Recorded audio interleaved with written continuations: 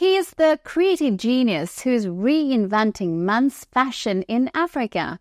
Based in Pointe-Noire, our guest is much more than a designer. He's a visionary, a pioneer of modern elegance. Through his emblematic brand, LIOCRUSS STYLE DESIGN, he shapes contemporary aesthetics with creations that combine sophistication and innovation. From the local scene to the international catwalks, immerse yourself into the captivating world of this master of African fashion.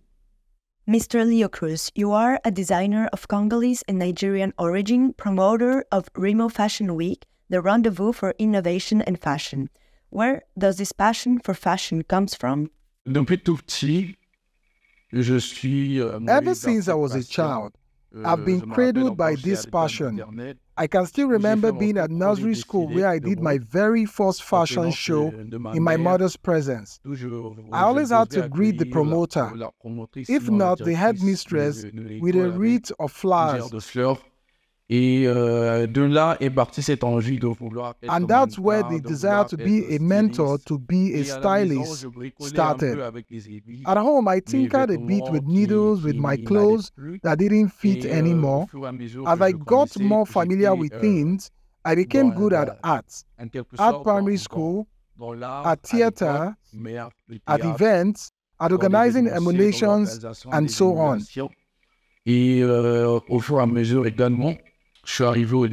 I got to secondary school and I started to get interested in modeling. After modeling, I tried a bit of photo modeling, and then I got into clothing, so clothing, fashion, and today I'm a stylist. After my studies and law degree, I became a stylist, fashion designer, and promoter of Fashion Week, and I'm perhaps realizing my dreams. You are the hidden face behind the clothing brand LIOCRUSS STYLE DESIGN. What does this brand represent? LIOCRUSS Design represents my world. I'm very passionate about fashion and clothing. Fashion means a lot to me because LIOCRUSS today represents my image and everything I am through clothes, and I express this through my creations. Why have you chosen to focus solely on menswear? I said to myself, I'm a man. I design clothes first. I used to like designing clothes because I liked to wear what I wanted, not what other people were creating. So I started drawing clothes and making them. Being self-taught, LIOCRUSS for me is me. It's all me. And the menswear, that's all me too. The menswear is all me. And all I say to myself, why not dress other men? Because there are more women designers than men designers in our country, here in the Congo. So I said to myself, why not focus on men's clothes? Have you ever been approached by ladies who want you to look more closely at women's outfits? If so, how do you react? Of course, I've been approached by several women over the years. There are men who always ask me, why not women's clothes and all that? I say to myself, women are a bit stingy. Everyone knows that. Women are a bit stingy, and making women's clothes takes me a long time. And that makes me a bit tired. And with female customers, you have to argue. Afterwards, there's a moment when I ask myself, why not launch a few women's pieces so they feel more comfortable? Let me try to see that I sometimes want to include them. From time to time, I do a few pieces for women. You see, this is a piece for women.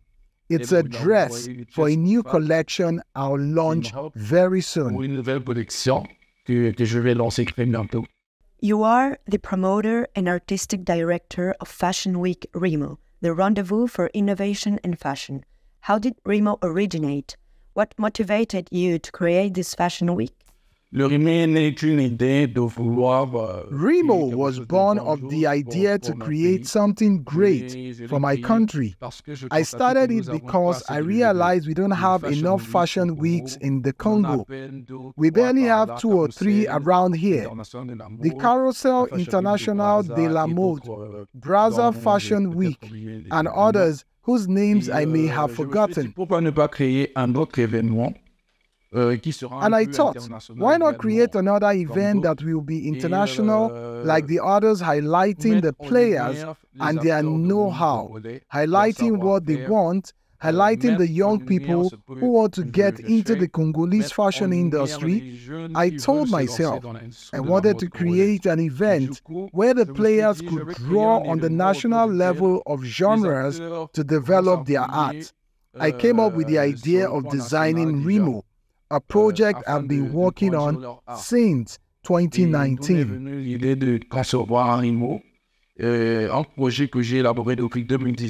Since 2021, RIMO has seen the light of day, and today we are at our 2nd edition, soon to be our 3rd. What do you expect from RIMO? What I expect from the RIMO is a grandiose international scope.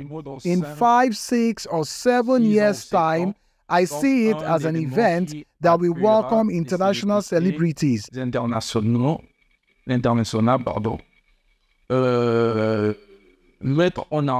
It's not just about fashion. It's about entrepreneurship and tourism. And it's about showcasing Congo-Brazzaville. I think that in 10 years' time, RIMO will be known and seen by everyone. You usually dress politicians, business leaders, artists, and others. Which celebrities have you been asked to dress that you didn't expect, and how did it go? So there was this personality which I wasn't expecting, a politician, a member of parliament from my constituency. It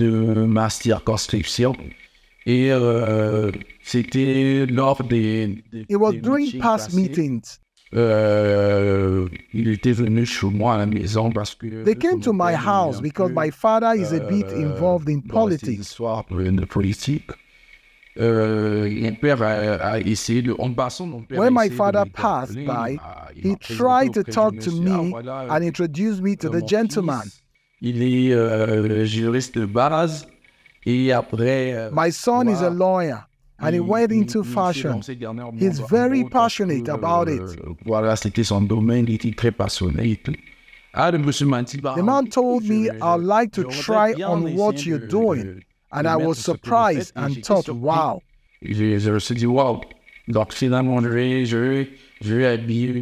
going to dress a political figure in position and everything. I was thrilled and moved. A few days later, he called me and said, LIOCRUSS, I'm going to come to your showroom so you can take my measurement and make me a beautiful made-to-measure outfit. And from there, he came. The next day, he arrived. He was very nice. I went. I took his measurement and I made his outfit. He arrived and picked up his outfit. What do you think about the fashion environment in the Congo? The fashion environment in the Congo is in a state of evolution. In other words, with the arrival of social networks, the Congolese fashion industry is making its way forward. Many designers still have many players evolving around this industry, making efforts, moving forward, and having new visions. That's already good, because before we didn't consider the Congo with designers as we had before. Still, we didn't consider it on an international level. We didn't open up the Congo. Today we have designers who can move forward, take flight, and do shows elsewhere. As for me, that's already a perfect evolution. C'est déjà une parfaite évolution. You've taken part in a number of fashion shows and exhibitions, both nationally and internationally. Can you tell us about some of the experiences that really made an impact on you? J'ai beaucoup appris de comment déjà organiser. I've learned a lot about how to organize a fashion show. I've already learned how to highlight Congolese fashion. Mettre en lumière la mode congolaise. I've already participated in several fashion shows in Congo-Brazzaville, including the Carrousel International de la Mode, from which I emerged. Before there's Meters de la Mode. Beaucoup. Le Bisso na Bisso. And at the international level, I took part in the CITA International Textile Show in Lomé. À Lomé. Et ensuite, j'ai participé au grand festival. And participated in the big Togolese fashion festival, FIMO 228.